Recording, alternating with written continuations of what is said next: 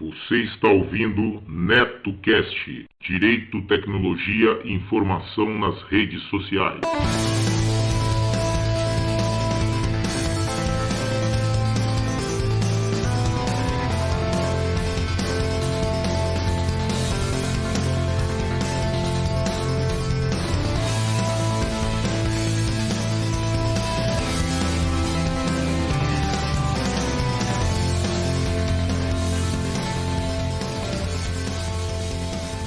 Salve, salve galera, bem-vindos a mais um episódio do NetoCast. Vocês podem acompanhar nossos podcasts pelo Facebook, Google Plus e também pelo Twitter, ou se preferirem, acessem diretamente o nosso blog no endereço www.josecastanhasneto.blogspot.com. Agradeço as pessoas que participaram e deixaram seus comentários em nosso blog, lembrando que vocês podem nos enviar as notícias de seus eventos, anúncios e sugestões pelo nosso e-mail drcastanhas@gmail.com. Este NetoCast chega até vocês com patrocínio de MAM Líder, tudo para construção. Vai construir ou reformar? Confira antes os preços e condições de materiais hidráulicos, elétricos, ferragens, ferramentas e tintas da MAM Líder. Lá você também encontra assistência técnica em fogões e aquecedores, conversão de botijão de gás para gás de rua e vice-versa. Passe na MAM, converse com o Maurício ou com a Ana e tenha a melhor qualidade pelo menor preço. A MAM Líder fica na Rua Santo Amaro, número 451, Bela Vista, São Paulo. Telefone 3105-1412. Seja um padrinho ou madrinha do NetoCast. Agora ficou mais fácil você apoiar o projeto do NetoCast. A partir de R$1 por mês, você ajuda o NetoCast a continuar trazendo informações e entretenimento para as redes sociais. Vejam também as recompensas para os padrinhos e madrinhas que colaborarem acima de R$5. O conhecimento é nossa melhor arma. Acessem www.padrim.com.br/NetoCast. Quero deixar meus agradecimentos aos padrinhos do NetoCast. Yuri Brauli, do MongeCast, o podcast de entrevistas e bate-papo que irá te levar para o patamar de sapiência de um verdadeiro monge budista. Acessem www.mongecast.com.br. Danilo de Almeida, do Doublecast, o podcast de músicas, resenhas e indicações de bandas que irão fazer suas caspas virarem mandiopan. Acessem doublecastpodcast.blogspot.com. Dan Endo, amigão lá do Japão com participação constantes em vários podcasts, inclusive no Giro NetoCast e também sempre presente lá no Boteco Virtual. Fabiano Cris, parceiraço da Podosfera e que agregou em muito o NetoCast Esportes com seus comentários e considerações certeiras sobre futebol. Meus sinceros agradecimentos, pois suas contribuições são fundamentais para manter o NetoCast no ar. O conhecimento é nossa maior arma. Fala pessoal, beleza? Aqui é Gilberlan Santos. Quero convidar vocês a conhecerem o EitaCast, um podcast nordestino. A gente aborda diversos temas, nostalgia, filmes, séries, músicas, histórias de terror também. E você encontra a gente no eitacast.com.br. É isso aí, ouçam o EitaCast, cultura e reflexão. Valeu! Curiosidades. Porque os japoneses sempre devolvem o que não é deles. Fonte: bbc.com. Para a maioria das pessoas, perder a carteira ou a bolsa é mais do que um inconveniente. Embora os celulares agora permitam fazer pagamentos, armazenem documentos e nos ajudem a achar o caminho de casa, ainda há algo tranquilizador em ter tudo isso em versão física. Além disso, a perda desses itens pode significar ter de passar pelo inconveniente de cancelar cartões ou trocar as fechaduras de sua casa. Mas há um lugar em que você tem uma probabilidade grande de encontrar seus pertences: Tóquio. Com a população da cidade se aproximando rapidamente de 14 milhões de pessoas, milhões de itens desaparecem a cada ano. Mas um número impressionante deles volta para casa. Em 2018, mais de 545 mil documentos de identificação foram devolvidos a seus proprietários pela Polícia Metropolitana de Tóquio, 73% do total dos que foram perdidos. Da mesma forma, 130 mil telefones celulares, 83%, e 240 mil carteiras, 65%, foram devolvidos aos seus donos. Frequentemente, isso foi feito no mesmo dia. Quando morava em São Francisco, lembro de uma notícia sobre alguém em Chinatown que perdeu a carteira e outra pessoa a entregou à polícia, diz Kazuko Berens, psicóloga do Instituto Politécnico da Universidade Estadual de Nova York, nos Estados Unidos. Foi um caso tão raro que a pessoa foi entrevistada pelo canal de notícias local e recebeu o título de homem honesto. Tais atos de integridade não são tão raros no Japão, país natal de Berens. Para os japoneses, é algo do tipo é claro que eles devolveriam, diz. De certa forma, tornou-se incomum não devolver um item perdido. Isso sim seria uma surpresa. Mas o que estimula quem encontra o objeto a entregá-lo à polícia? Não parece ser a oportunidade de ficar com os bens perdidos caso ninguém os reclame, ou pela recompensa em dinheiro. Dos 156 mil telefones celulares entregues à polícia naquele ano, nenhum ficou com quem os achou ou com o Estado. Os 17% que não foram devolvidos aos proprietários foram destruídos. Parte da resposta pode estar nas pequenas delegacias de bairro do Japão, chamadas Kuban. Essas delegacias são abundantes nas cidades. Em Tóquio, existem 97 a cada 100 km², em comparação com 11 delegacias por 100 km² em Londres, o que significa que você nunca está muito longe de um local onde pode obter ajuda. Os policiais de uma Kuban são amistosos. Eles são conhecidos por repreender adolescentes que se comportam mal ou ajudar idosos a atravessar a rua. Se uma criança vê um policial na rua, geralmente o cumprimenta, diz Masahiro Tamura, advogado e professor de Direito da Universidade Kyoto Sanjil, no Japão. Quanto aos idosos que vivem no bairro, os policiais ligam para suas casas para garantir que eles estão bem. Esses policiais são tão estimados que foram protagonistas de uma famosa série em quadrinhos, chamada Koshikami, que durou 40 anos. Entregar um item perdido ou esquecido é algo que é ensinado desde cedo. As crianças são incentivadas a entregar itens perdidos a Kuban, mesmo que sejam 10 ienes, 30 centavos, diz Tamura. Se alguém entregar uma moeda, o policial a tratará como qualquer item perdido. Um relatório será feito, e a moeda ficará sob custódia policial. No entanto, sabendo que ninguém buscará por ela, a polícia devolverá a moeda como recompensa. Embora o valor monetário seja o mesmo, o processo de entregar a moeda à polícia é diferente de ficar com ela de imediato. Um é crime, o outro é uma recompensa.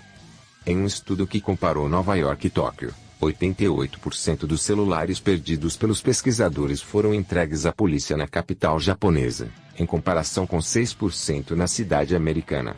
Da mesma forma, 80% das carteiras de Tóquio foram entregues, em comparação com 10% em Nova York. A abundância de delegacias de polícia deve facilitar as coisas, mas há algo mais acontecendo. Honestidade. Guarda-chuvas perdidos, por outro lado, raramente são recuperados por seus proprietários. Dos 338 mil entregues ao Serviço de Achados e Perdidos de Tóquio em 2018, apenas 1% voltou para seus donos. A grande maioria, cerca de 81%, foi reivindicada por quem os encontrou, o que é uma peculiaridade em si. Assim como a tendência de se tirar proveito da pouca importância dada a guarda-chuvas. Sabendo que muitas pessoas deixariam de reivindicar seu guarda-chuva, Satoshi, um ex-morador de Sujinomiku, Tóquio, diz que costumava enganar o responsável pelos achados e perdidos em dias chuvosos. Satoshi dizia ter perdido um guarda-chuva do tipo mais comum, feito de plástico transparente vendido em lojas de conveniência por 500 ienes, R$19. Como havia muitos deles, ele diz que sempre conseguia um. Talvez, então, a honestidade não seja a motivação principal nesses casos. Na verdade, o Japão tem uma história complicada com honestidade, diz Berens. Tome como exemplo os cuidados com a saúde. Há 10 ou 20 anos, era bastante normal para médicos no Japão não revelarem diagnósticos aos próprios pacientes. Em vez disso, eles apenas contavam aos familiares mais próximos. Um paciente não sabia se tinha câncer, por exemplo, e muito menos qual era seu prognóstico. Os japoneses acreditam que isso pode fazer você perder a vontade de viver. Então, os familiares tentam passar a ideia de que não há nada errado. Os ocidentais ficam chocados ao ouvir isso, diz Berens. As motivações por trás disso são complexas e profundamente enraizadas na cultura japonesa. Mais recentemente, isso começou a mudar, mas faz algumas pessoas, como Behrens, a pensar que os japoneses não são mais honestos do que o resto de nós. Behrens diz que os japoneses são condicionados por um medo que deriva das crenças budistas na reencarnação. Apesar da maioria dos japoneses não se identificar com uma religião organizada, muitos mantêm práticas shintoístas e budistas, com ênfase na existência espiritual além da morte, que desempenham um papel importante nos funerais. Alguém está vendo? Após o tsunami que atingiu o nordeste do Japão em 2011, muitos ficaram desabrigados, sem bens, comida ou água. Mas, mesmo na adversidade, muitas pessoas colocaram as necessidades dos outros à frente das suas próprias. Behrens compara isso ao ethos budista de Gaman, pensar nos outros, e não em si mesmo. Foi amplamente divulgado pela imprensa que houve significativamente menos saques nas áreas afetadas do Japão do que em áreas similarmente devastadas em outros países. O fato de haver saques foi fora do comum, diz Tamura. No entanto, ele aponta para um exemplo que revela uma visão fascinante da psique humana. Depois que os reatores nucleares de Fukushima falharam por causa do terremoto de 2011, a área ficou isolada por meses devido à alta radiação, diz Tamura. Os roubos só ocorreram porque não havia absolutamente ninguém, nenhuma força policial ou alguém por perto para testemunhar o mal feito. Tamura descreve o conceito de Itonume, o olho da sociedade. Mesmo sem a presença da polícia, nenhum roubo ocorrerá enquanto houver Itonume. Mas, em um lugar onde não há ninguém, ocorrem furtos. No shintoísmo, tudo, de pedras a árvores, possui um espírito. Ainda que o shintoísmo organizado seja uma prática religiosa minoritária no Japão, objetos oniscientes permeiam a cultura do país. É daí que surge a ideia de Behrens de que o povo japonês é motivado pelo medo.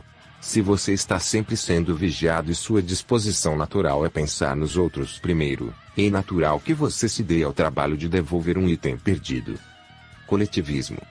De um modo geral, as pessoas no leste da Ásia compartilham traços coletivistas, priorizando os outros e adotando comportamentos que beneficiam o grupo, em vez de traços individualistas, que geralmente são motivados por egoísmo. Behrens não botou fé nessa generalização no início de sua carreira, mas, atualmente, acredita que, em geral, esse espírito existe. Em um estudo, mães americanas e japonesas foram convidadas a falar sobre suas aspirações para os filhos. Behrens descobriu que as mães japonesas desejavam que seu filho levasse uma vida futsu, média ou comum, mas quase nunca viu isso nas americanas.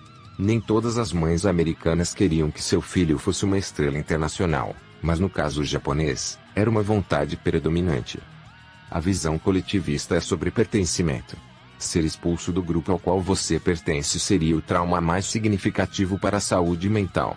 É tão importante pertencer a algum grupo de alguma forma. Fazer uma boa ação, devolver uma carteira, você sente que, no futuro, alguém fará o mesmo, diz Behrens. Isso é algo que eu acredito que está incutido em nós. Existe uma beleza em fazer algo pelo outro. Quando alguém entrega um objeto à polícia, não está tentando obter algo em troca. E se a pessoa estiver com problemas ou precisar desta coisa? Mark West, professor da Faculdade de Direito da Universidade de Michigan, nos Estados Unidos, e especialista em direito japonês e no sistema jurídico do país, realizou o teste de queda de carteira em Nova York e Tóquio. Ele diz que as pessoas no Japão têm suas propriedades perdidas devolvidas por causa de leis e normas, e não por uma noção intrínseca de honestidade. O conceito legal de propriedade no Japão não é algo estranho, afirma. A propriedade comum é praticamente inexistente, exceto pelo fato de muitas pessoas parecerem considerar os guarda-chuvas como algo assim. A abundância de policiais e tradições culturais que levam as pessoas a pensar primeiro nos outros são talvez mais esclarecedoras do que qualquer noção de que os japoneses sejam mais honestos, aos olhos de Behrens e West. De qualquer forma, se você estiver passando por uma Kuban, pode valer a pena parar para dizer oi. Nossa, de novo! Outra vez essa música? Cansado de sempre ouvir as mesmas músicas nas rádios? Quer conhecer algo de novo e não sabe por onde começar? Conheça o Fermata Podcast, um podcast que fala sobre música de uma forma descontraída e sempre trazendo algo de novo para você conhecer. Acesse fermatapod.com.br e venha ouvir os nossos episódios. Fermata Podcast. Música com um toque a mais. Você que tem o aplicativo PicPay instalado em seu smartphone, agora também pode realizar suas contribuições diretamente pelo aplicativo. A partir de R$1, você ajuda a manter o NetoCast no ar. Isso mesmo, menos que um cafezinho. Procurem por @NetoCast diretamente em seu aplicativo PicPay e ajude o NetoCast. Eu sou Danilo de Almeida. E eu sou o Costelinha. Mentira, eu sou o Leozano 7. E nós somos do Doublecast Podcast, um podcast sobre rock and roll, heavy metal e música pop de também, vez em quando tem. Porque ninguém é de ferro, né? Aqui ninguém é true. Só o Amiga de Ferro. Exatamente, só Tony Stark, o resto não é. E a gente fala de uma maneira bem humorada, às vezes nem tão bem humorada assim, porque bem o nosso... humorada pra gente, você pode descer, não precisa muito. Exatamente, mas a gente fala de uma maneira bem humorada a história do rock and roll, álbuns, filmes, séries, e estamos em doublecastpodcast.blogspot.com toda semana. Exatamente. Falando sobre música. Então, se você quer ouvir um programa com opiniões bem embasadas, falando das músicas como elas realmente são, música, faixa, todos os instrumentos, dando opiniões técnicas, esse não é o seu podcast. O Doublecast é avacalhar mesmo. Se você quer rir enquanto ouve música boa, às vezes nem ri tanto, porque, né, e são piadas. Às vezes a gente perde um pouco a mão, mas a gente se esforça para trazer um bom conteúdo aí na podosfera brasileira, que é onde nós habitamos. Exatamente. Então, acessa lá doublecastpodcast.blogspot.com ou no Instagram a gente está lá como Doublecast Podcast e no Twitter Doublecast1. Exatamente. Sempre vai ter o episódio lá pinado no topo das páginas para você entrar e ouvir e dar boas gargalhadas, que essa é a nossa intenção. Ou não. Ou não, às vezes você vai poder chorar um pouco de tristeza ouvindo opiniões tão ruins de pessoas que se acham inteligentes, mas não são. Então, escutem aí o Doublecast, a história da música de maneira bem humorada. Aproveito também para informar que o NetoCast está disponível no Spreaker, no SoundCloud, no iTunes e também temos o nosso canal lá no YouTube. Basta procurar no YouTube por NetoCast e lá você terá o áudio de nossos podcasts também em forma de PowerPoint lá com o áudio e com os avisos e imagens relativas ao podcast do dia. Oi. Lembra de quando você gostava de músicas que ninguém mais ouvia, de filmes estranhos, de contos e histórias malucas, e por causa disso cresceu com todo mundo te chamando de pessoa esquisita? Vem aqui, toma um ticket de entrada para o Teatro Escuro do Pensador Louco, em www.pensadorlouco.com. Um lugar de cultura que você não enxerga, só ouve. E não se preocupe se continuarem te achando diferente por causa disso. Muito pelo contrário, acho que você fará um montão de amigos por lá. O NetoCast também está no apoia.se. Apoie o nosso projeto a partir de R$1 por mês acessando apoia.se/NetoCast. Veja também as recompensas para os apoiadores que nos ajudarem a partir de R$5 por mês. apoia.se/NetoCast. Não tem tempo de procurar as tendências de podcast? Nossa equipe de redação seleciona os assuntos mais relevantes da semana e prepara um boletim com os links para você não perder nada. Se inscreva no RSS News e esteja por dentro das últimas notícias, reportagens, opiniões e principais tendências que estão transformando o mundo dos podcasts. Esse é o RSS News, que te envia um podcast abraço.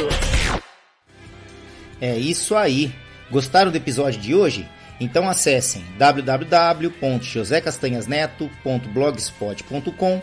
Lá vocês verão a aba de contribuições para que possam ajudar o projeto do NetoCast a se manter no ar.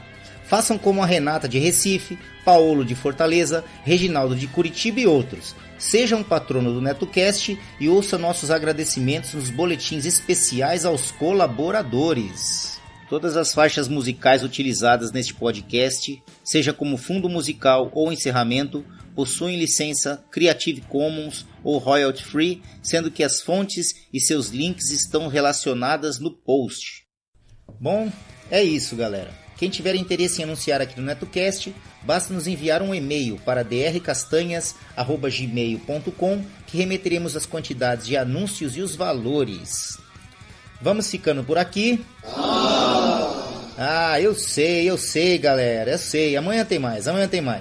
Não esqueçam de seguir o nosso blog www.josecastanhasneto.blogspot.com e curtir a nossa página no Facebook www.facebook.com/netocast podcast, tudo minúsculo e emendado. Ou se preferirem, acessem diretamente a barra de pesquisa lá do Facebook, procurem lá NetoCast, tudo em maiúsculo. Assim que vocês visualizarem nosso alto-falantezinho branco e vermelho, acessem a página, dêem um curtir e ajudem o nosso programa. Além das redes sociais, Facebook, Twitter, o NetoCast também está disponível no Spreaker, Spotify, iTunes, nos agregadores para Android e aplicativo podcast para iPhone e iPad.